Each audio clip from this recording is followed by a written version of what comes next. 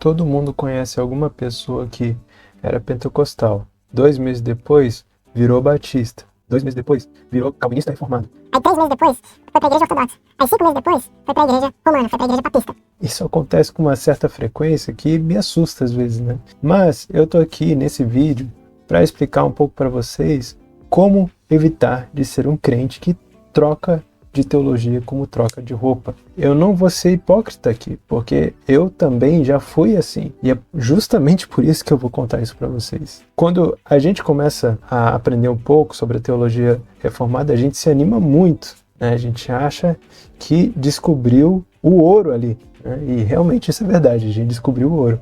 A gente só não sabe lidar muito bem com isso, né?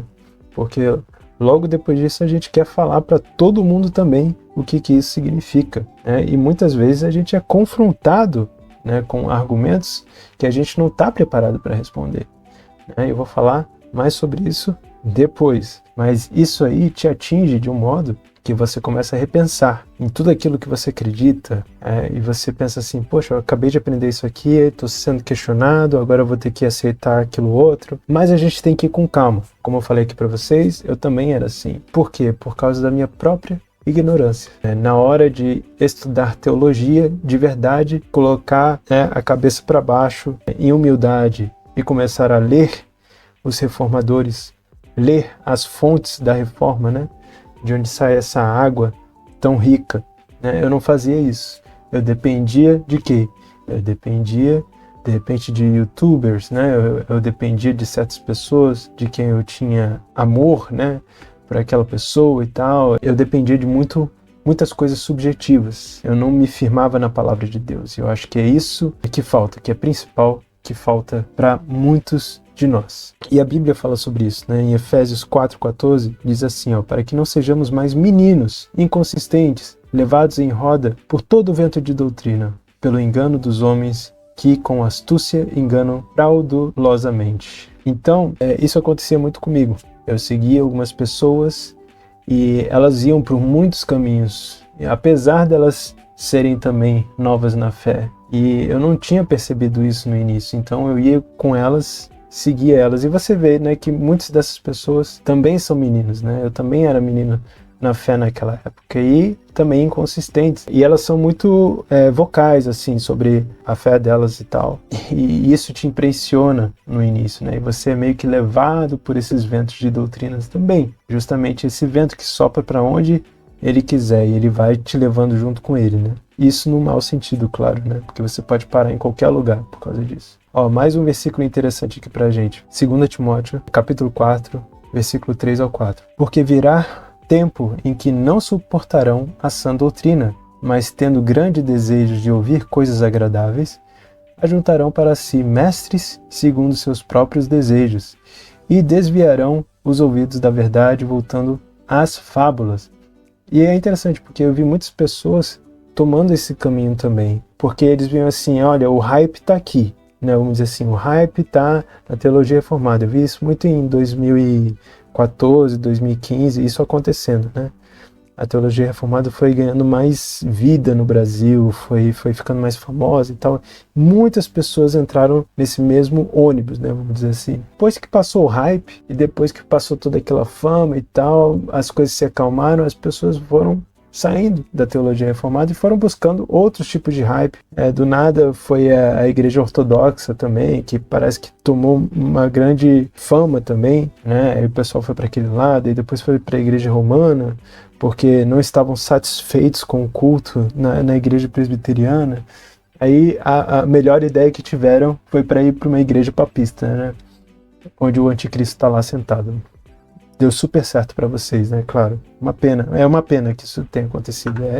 Eu falo assim ironicamente, mas eu falo bem triste, bem triste. Um outro versículo aqui, Hebreus 13:9, que diz assim: não vos deixeis levar por doutrinas várias e estranhas, porque bom é que o coração se fortifique com a graça, e não com alimentos que não trouxeram proveito algum aos que a eles se entregam. Então a gente vê aqui que a firmeza doutrinária vem da graça de Deus, né? E a gente tem que buscar essa firmeza doutrinária, a gente tem que não se deixar levar pelo que os outros dizem, mas a gente deve esperar e estudar para a gente prevenir essas mudanças que vão acontecendo da noite para o dia. A filosofia certa é essa daqui, então vou estudar essa filosofia e vou abraçá-la com os meus braços e com as minhas pernas. A pessoa não espera antes de tomar decisões, ela não espera antes de abraçar uma doutrina. E comigo também foi assim, teve um momento que uma pessoa com quem eu tive muito contato, ela começou a estudar outras doutrinas e abraçou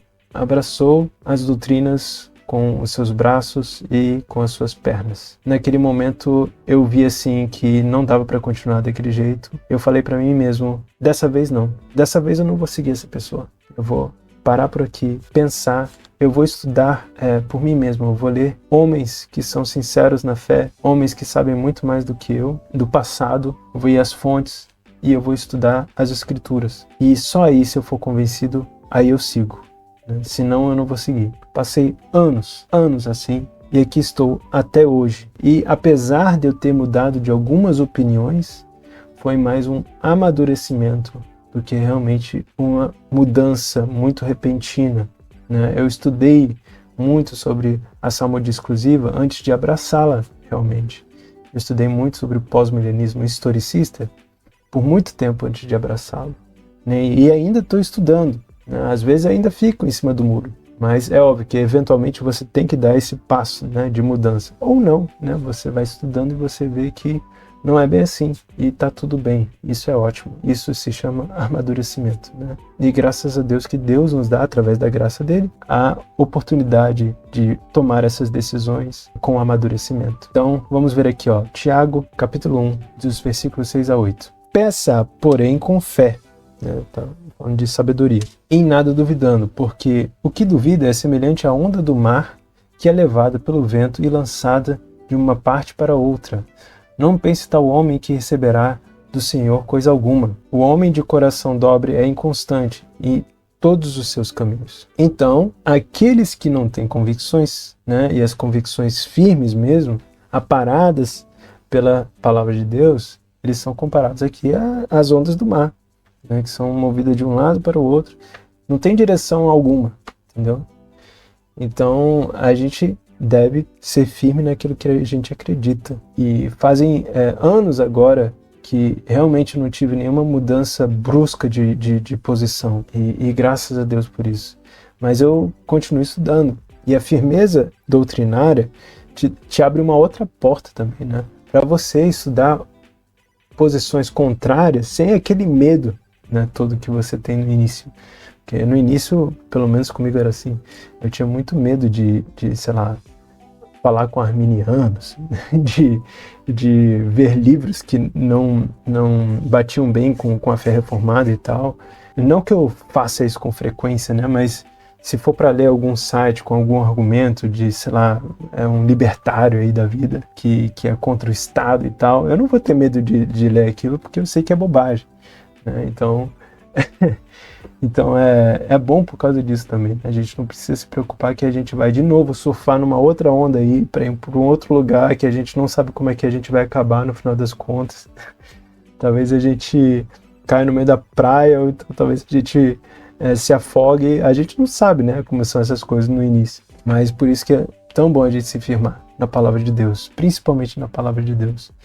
E aí depois a gente vê os testemunhos históricos, né, que são também importantes, né, mas a base é a palavra de Deus, né? Então, em Colossenses 2, do 6 a 8, a gente vê o seguinte: portanto, assim como recebestes Cristo Jesus, o seu Senhor, assim andai nele, arraigados e edificados nele e confirmados na fé, assim como fostes ensinados, abundando em ação de graças, tendo cuidado para que ninguém vos faça presa sua, por meio de filosofias e vãs sutilezas, segundo a tradição dos homens, segundo os rudimentos do mundo, e não segundo a Cristo.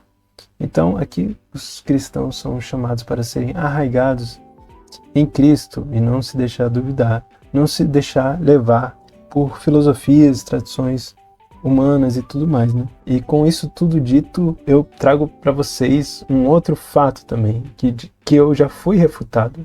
E fui refutado muitas e muitas vezes. E tem justamente a ver com isso, né? E você pode ver esse vídeo aqui, de ser refutado para você conseguir compreender melhor as doutrinas, as sã doutrinas, e você estudar e estar mais preparado aí para os argumentos, né? Para os debates e tal. Então é isso aí, galera. Curtam esse vídeo, por favor, e até a próxima. Valeu!